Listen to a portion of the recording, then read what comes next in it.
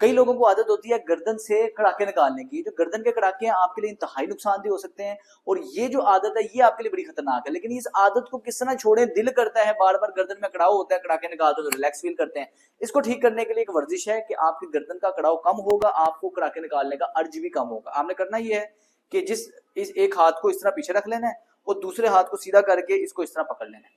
अब आपने क्या करना है कि अपनी गर्दन को इस पोजीशन पे आपने दूसरे साइड पे लेके जाना है, आपको बकायदा तौर पे गर्दन में खिंचाव फील होगा।